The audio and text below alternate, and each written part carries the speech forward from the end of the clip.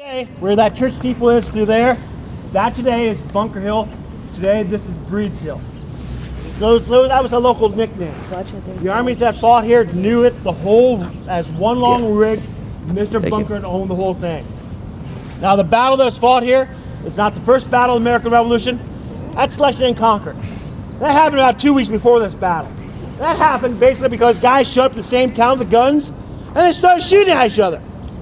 This battle is different. This battle, there are generals going, "Get out there and fight, son!" Yeah, John? No. There are battles making plans. Generals making plans. This is Boston, 1775. Little peninsula with a little narrow neck. Charlestown is also a peninsula with a little narrow neck. You're right up here. Now, after Lexington conquered, the British had retreated to Boston. They had about 7,000 men.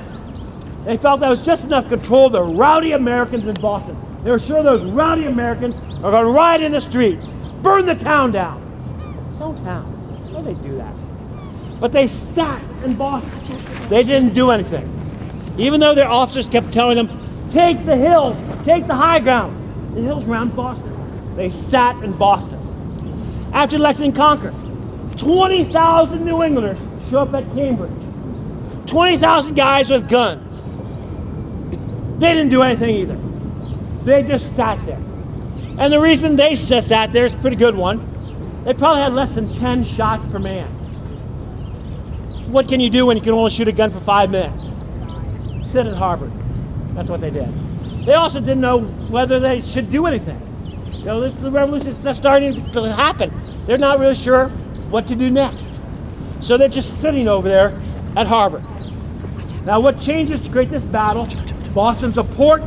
The British brought in more soldiers, about 7,000 more soldiers, and 3 brand new major generals. One of these new major generals says, when he lands here in Boston, "A revolution, I can end it. Just give me 1,000 men. I will march from one end of America to the other, and I will end any rebellion." There's a little cruder than that, but that's for this school group. So, they come up with a plan. They're going to destroy the revolution. How to do it? Destroy that New England army. And there's only a New England army. It's only guys from New Hampshire, Connecticut, Rhode Island sitting over here. They're not sure if anybody else is going to join them. Destroy that New England army, the revolution will be over. So they're going to come out of Boston on June 18th with about 7,000 soldiers, 60 cannons, 60 shots per man, and attack Cambridge, destroy the New England army. The Americans have spies in Boston.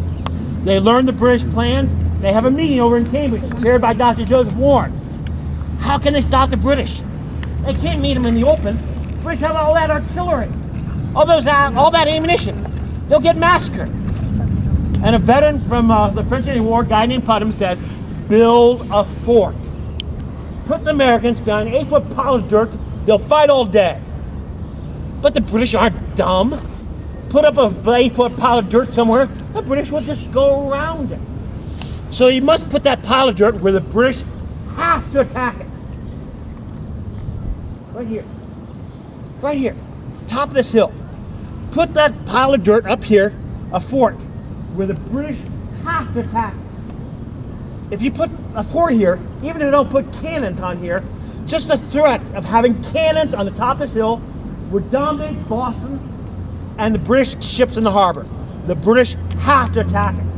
And Putnam says if they attack it, simply killing enough of them that they won't be able to go any further. Bloody their nose so badly they won't go any further. So the Americans decide to do that. In the middle of the night, 1,200 guys from Cambridge come over here and they build a fort. You're right in the middle where that fort was. And the British wake up in the morning over there in Boston, look up here. Where'd that come from? Was that there yesterday? They see a fort up here. And they immediately start shooting cannons up here. From ships in the harbor, from guns over in Boston, like 60 to 100 cannons are shooting up here. But in 1775, it's difficult to shoot uphill. So most of the shots are simply bouncing all over. So some of the guys up here climb on the wall for a better view. Whoa, wow, look at that. Fireworks for us. Standing on the wall with cannons shooting at you is not a good idea. One of the guys standing on the wall loses his head. And the men of the fort start looking around. Look where they put us. They put us on a peninsula. We're stuck out here on a peninsula. We're all going to be killed. They sent us out here to be killed. Bye. 400 take off running as fast as they can. Before too many more take off running, the colonel in charge, it's his third war, climbs on the wall, dodges the cannonballs. They can't hit anything. That was a 1 in a million shot. 1 in a million, they can't hit anything. But the men in the fort were still panicking. But Isaac Pollard, he's dead. What should we do? He's dead. Colonel Prescott's facing the wall. What should he do? You have shovels and a dead guy. I don't think he says duh, but duh, bury him. Get back to work. For rallying the troops, Colonel Prescott's considered a hero, worthy of a statue. There he is.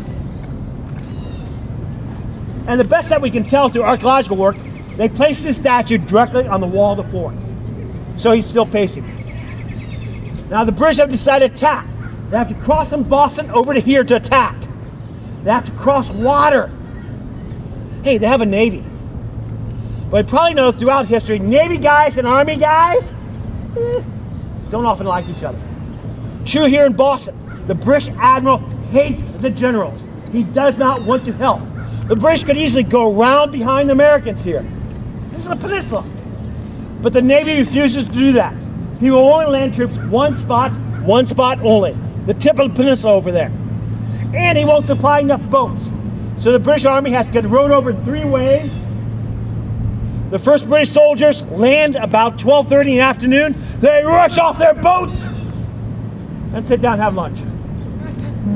They're going to sit down there all afternoon waiting for the rest of their men to show up. But when they do land down there, it poses Colonel Prescott a big problem. He expected the British to land at the town docks. So all his effort all night long has been defending that way. The British over there. He has not done anything to defend this way. 400 men took off. He doesn't have enough men to defend down there. So he's sending back to Cambridge, help! Send more! Send more men. The first 1,000 men are sent.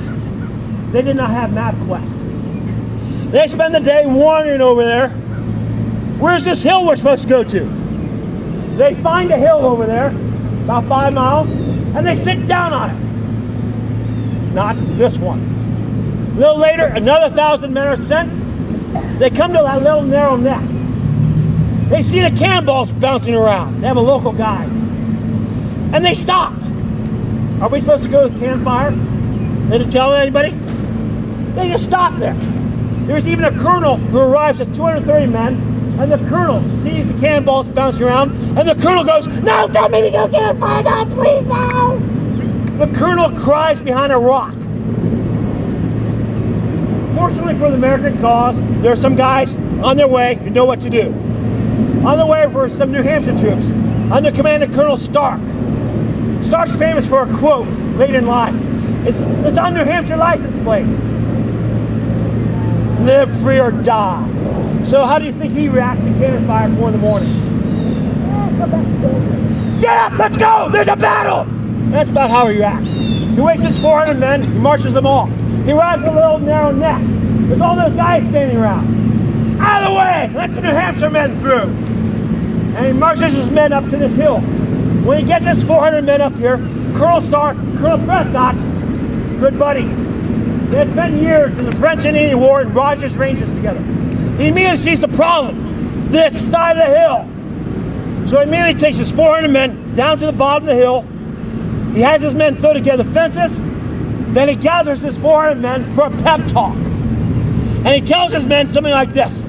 Gentlemen, I served in the British Army. Some of you should know about the British Army. They can't hit anything. They're lousy shots. They don't have aim as one of their commands. They shoot at you, they're going to shoot over your heads. Don't worry about them. But you all hunt. You're great shots. You know how to make use of the few shots you have. Have you listened to me? And do not fire until you see the whites of their bridges. What? I think the Rangers nuts, right? The plaque over there says, "Watch your eyes." The first time that ever shows, were plaques national parks lie? The first time that ever shows up is about 1848. And when it shows up, every American officer is credited with saying it, including the guy crying behind a rock. His family's trying to rehabilitate his image. Did anybody actually say it? We have no evidence of it being said. It could have been said, we just don't know. But we do know Stark down there was telling his men, aim low. Aim for the white pants of the British coming through the tall grass. Saw pasture, grass is tall. Wait until you see those white pants clearly coming through the tall grass. He hides his men down behind the fences they threw together. The British do not see him arrive. Now the British plan, when they cut enough men, is they line their men from the river, across the hill, to the town, and they're going to march this way and engage the Americans. But his very best troops are going to run right along the beach, up to the other hill, take the Americans from behind. 350 elite light infantry are going to run right along the beach, right at Stark. They get to 150 feet from Stark. Stark's men jump up, open fire. When the smoke clears down there bottom of the hill, 350 elite light infantry have been running at the British, at the Stark's men. About 50 are walking back towards the British lines. 300 British are bleeding at the bottom of the hill. Almost immediately, the British general saw this happen. He sees, though, an opportunity. He has 400 grenadiers standing right by him.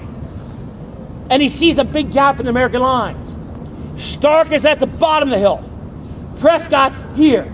And he's got defenses all the way to the bottom of the hill over there. But between here and Stark, hardly anybody. So right between Stark and Prescott, he's going to run 400 men. Let the Americans win the battle. Oh, remember all those 1,000 guys standing over there at the neck? When they saw Stark come up here, hey, let's go, come on, he made it, let's go, come on, let's go. They follow Stark up here. Most of these guys coming up here are from Connecticut. Prescott's from Massachusetts. A Massachusetts colonel tries to give orders to Connecticut men. Hey, we're needed over here, let's go. Without somebody telling them where to go, they see there's a gap and they line up there. Just as those 400 grenadiers come running into what they think is a gap, they're met by these 1,000 newly arrived Connecticut men. They run into a wall of musket fire. And then those 400 grenadiers, about 100 walk back. Again, 300 British are bleeding right on the side of the hill here. Now, the whole British Army has engaged, they all retreat. They have some options. Bring cannons over from Boston, blast the Americans away. That's kind of late. Have to wait till morning. Bring in the Navy. Finally moving one of their warships down there. They have ships bigger than the Constitution here. Bring one of those down there along the river. But to move a big warship, even the Constitution today, you need the tide. The tide won't be right till morning. And General Howe decides he cannot wait. He's got to take this hill now! And in my personal opinion, why he has to take this hill now, he's looked around. This is probably the most watched battle in American history. There was like 14 hours of boom! Cannons you could hear for 30 miles. Everybody in 30 miles. What's that? Cannon fire. Come on, honey, grab the 6-pack, grab the cooler, grab the lawn chairs, let's go! Everybody in 30 miles has come running. These hills around Boston are covered in people. Everybody in Boston is on their roofs watching this battle. Estimates range anywhere from 30,000 to 100,000 people are watching this battle happen live. And the British intent is not merely taking this hill, it's to show that the Americans have no business opposing the King's troops. He's got to prove the Redcoats are better. He's got to take this hill now. So before it gets any darker, he's going to attack one more time. And General Howe is going to aim for this fort right here, right now. And he's going to lead this charge himself. A British Major General is going to lead the bayonet charge. And he's attacking the fort. Because the fort started with 1,200 guys, but 400 took off running. He sent men to go get more men. There's only 120 guys up here. And they've used some of the ammunition. So General Howe, the British commander, decides he's going to attack the fort. And he does. They're staggered by fire from the fort, but the guys here run out of ammunition. The British storm over the walls. Hand-to-hand fight. The British have those bayonets though. Ah! They're stabbing everything they see. They saw their friends mowed down. They're very mad. The Americans fight with the butts and muskets. There's a glacial hill. They pick up rocks. And they throw rocks at the British. Rocks are not going to win the battle. And Prescott realizes it. He orders a retreat. And when they retreat, all Americans on the hill retreat. And when they retreat, they think, it's over. Our glorious cause. It's done. It's all over with us. They think it's a disaster. The British follow, but only to the end of the peninsula. They give 3 cheers. Huzzah! Huzzah! Huzzah! Yay! They think it's a great victory. Right after the battle, that's a feeling. Great victory, British. Disaster for America. Just 2 weeks. Just 2 weeks, ideas start to change. Because why did the British attack this hill? Take a hill? Remember, they were trying to end the revolution. Revolution over 2 weeks after this battle. They're trying to destroy that New England army. New England army destroyed. 2 weeks after the battle, it's stronger than it was before the battle. Because 2 weeks after the battle, a brigade from Pennsylvania has marched into camp. Smallwood's Marylanders. A regiment from Virginia has marched into camp. That New England army, it's no longer a New England army. That New England army is now an American army. And 2 weeks after this battle, there's this tall dude shows up over there. About 6'3", blue coat, George, or somebody. Yeah, the guy on all your money shows up. George Washington. It's American Army, new commander. And why did the Americans fight this battle? Remember Putnam said, build a fort, British have to attack it. When they attack it, bloody the nose so badly, they won't go any further. It worked. The British were badly bloody. They lost 3 to every 1 American. 3-1. And the last, most important point about this battle, it's why 50 years after this battle, they built a monument to a battle America lost. Think of it. There's a monument to a battle America lost. Because in 1775, the feeling was, fight for liberty? Ridiculous. No one does that. You fight for lots of reasons. You fight because you get paid to fight. You fight because you're going to win a lot of loot. You fight because somebody tells you, son, you fight or we hang you. That's the British Army. You fight or we hang you. But fight for liberty? Ridiculous concept. In 1775. They were sure, gather a bunch of people on top of the hill to fight for liberty, shoot one cannon at them, they will all take the liberty and run away. What this battle proves, you can fight for liberty. That's the most important point about this battle. It proves Americans would stand and fight for liberty. Now, we do have a monument here. We can climb it, or you can. 294 steps to the top. Now, it's kind of small at the top, so you all can't climb at once. So we're going to send you up about 18 people at a time, and we'll get you all up there fairly quickly. So everybody else, everybody stay here. We'll send you up one group at a time. Do you have a group already ready to go? Okay, with the group leader. Everybody else, stay right here. We'll send you up one group at a time.